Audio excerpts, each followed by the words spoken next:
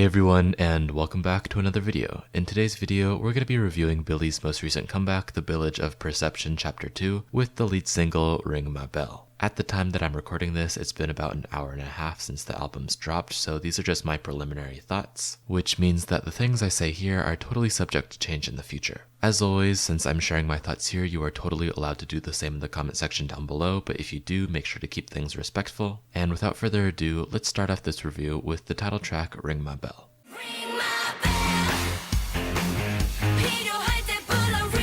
So the full title of this song is Ring My Bell, but then in parentheses they have What a Wonderful World, which is definitely a reference to the group's lore and is kind of a callback to their song Ginga Minga Yo, where they had in parentheses for that song The Strange World. At least for me, I never really cared to delve too deep into any group's lore, so I don't really know what this is all about, but it's definitely cool to see how all of these songs kind of tie together with their titles. Something that I'll delve a little bit deeper into later is that each song on this album seems to correlate with one on the Ginga Minga Yo album, or a different song in the group's discography. But for now, let's talk about Ring My Bell and how the pop rock concept that they took on was super surprising. I know I'm definitely not the only one who thought that after Suki's virality with Ginga Minga Yo that Billie were going to stick with a similar concept. I saw how the group shined with that sort of outlandish kooky concept and thought that Billie had really found their core sound. I've expressed a couple of times before that I wasn't sure if they'd be able to have the same sort of star power with a darker concept or one that's more hard-hitting, but I guess they wanted to make a statement and prove everybody wrong because I am definitely eating my words right now. Ring My Bell is kind of the definition of a pop rock song that has similar vibes to Tomboy by (G)I-DLE. The song exudes self-confidence and personality, and has this sort of grungy feel to it without being angsty. With the main instruments in this track being guitar and drums, Ring My Bell kind of feels like a song that you would hear a band play, and kind of gave me a similar feel to K-bands like, say, N.Flying.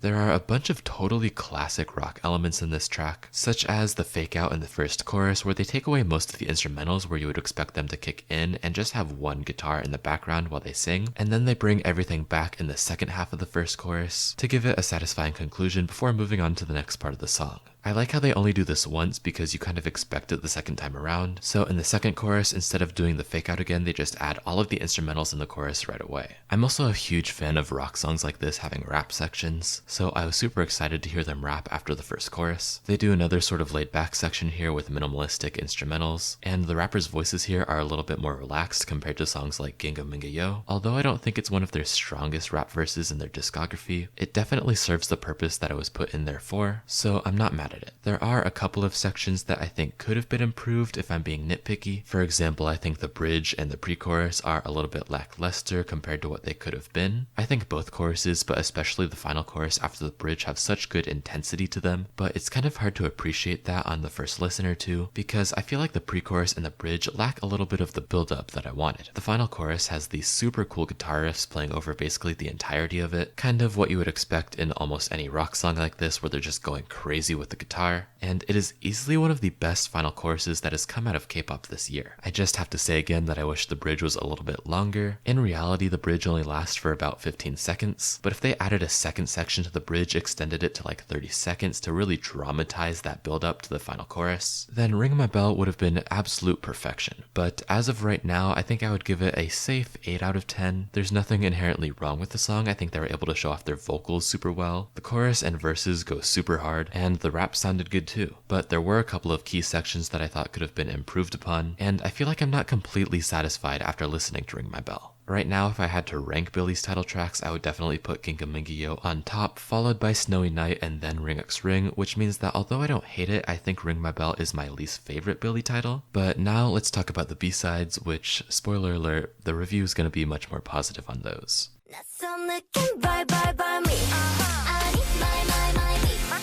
The first B-side and the opener for this album is My B, The Birth of Emotion. If you're not a Billie stan, then all of these song names probably sound super weird to you, but they're all related to their lore, so you kind of just have to get used to it. I wanted to note that in this album, it seems like the letter B is super important. Every single B in all of the title names are capitalized, and the title of this song is B equals Birth of Emotion, so maybe they all have to do with some sort of like birth. I don't know. But anyways, this song is super good. None of the songs on this album seem to really fit the same genre as Ring My Bell. My Bee equals The Birth of Emotion takes on this sort of electronic funk sound, incorporating a lot of sounds that you would hear in genres such as EDM and dubstep, which I think is pretty cool. This track totally seems like something that one of my all-time favorite artists and my favorite J-pop artist, Real, would do. There's a lot of repetition and like playing with the sound of their voices in this song, which gives it this nice charming sense of personality with a super catchy melody that'll get stuck in your head easily. Overall, a super strong track. I'm gonna give it a 9.5 out of 10, and now let's move on to the next one.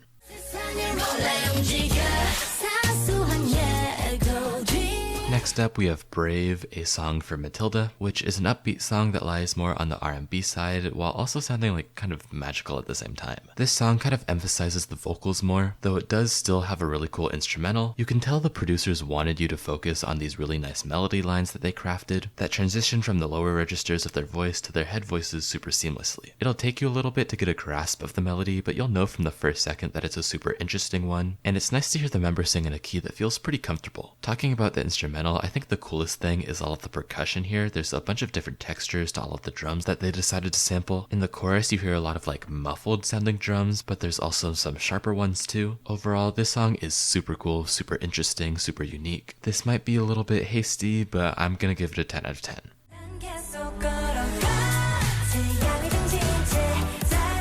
Next up, we have Sun Palace, Droop Effect, which is obviously a callback to the song off their Ginga Minga Yo album Moon Palace, but based solely on how it sounds, I view it more as the counterpart to their song A Sign Anonymous. This is by far the best chorus in this entire album. They do this really cool thing leading up to the chorus, where a bunch of new sounds and instrumentals come in on this one beat, giving it both a super dramatic and also a very satisfying effect. Sun Palace has a pretty similar genre to Brave, a song for Matilda, although I would say that Sun Palace is a little bit more easy to digest. A much less confusing song, although I would not call it basic by any means. And maybe I'm just kind of a sucker for this sort of cafe sound, but this is undoubtedly my favorite song on the album. There's literally not a single thing that I think could have been better or could have been improved upon in this track, and might just be my all-time favorite B-side of this year, with its only real competition being, of course, We Are the One by MC&D. Yeah, this song gets an easy 10 out of 10. I would give it a higher score if I could, and yeah, that's all I really need to say.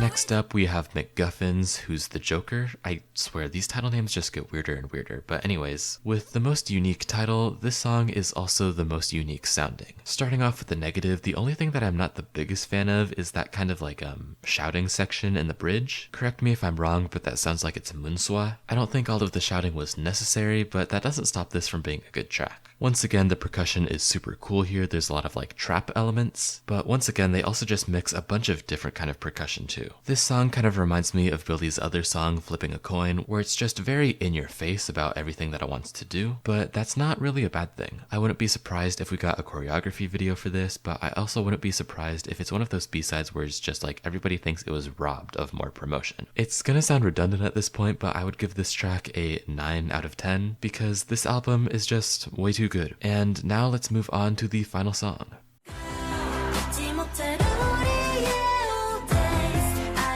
So the final track on this album is Back 3, not Back 2, Back 3, Where We Belong. And if you know me, you know that I'm just not the biggest fan of songs like this where they're more ballady and kind of nostalgic. I can acknowledge that it's not awful, but at the same time it's just not my type of genre. So I don't have too much to say, but I'll still give it like a solid 6 out of 10.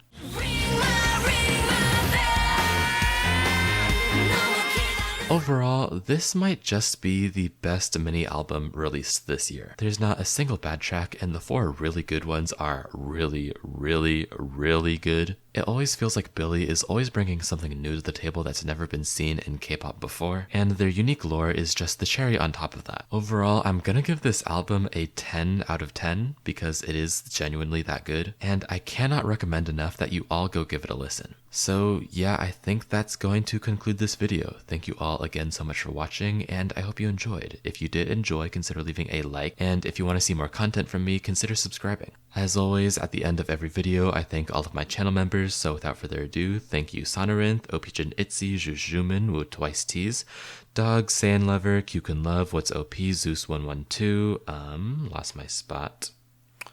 Flo099, Jackie, Abe, ZVH, Ray, Wu Youngie, Ian Latte, Jed, Soda Scribbles, Mina Court, Alex Toro, WJSN Enjoyer, Xeoin, Julia, Adrian Wang, Elizabeth Allinger, Shiny, Mel T, Mizumo Norovie, Sunny, Cassie, Leonie, Frago Bobo, Kelsey, Gav, Adifa N, Irene, Chili's Cafe, Mello, Ale, Sydney, Elena Kantaki, Julia Peterson, Che, 97th Heaven, Frosty Plays, Julian Zalazar, Jay, Goyangzi, Alpha Fox, Edgy Does Things, Miriam, Silverwind, and Namjoon's Lost AirPods. Sorry for stuttering a bit there, guys. It's very late, and I'm recording this at like 4 a.m. Okay, so thank you all again so much for watching, and without further ado, I'll see you all in the next video. Peace out.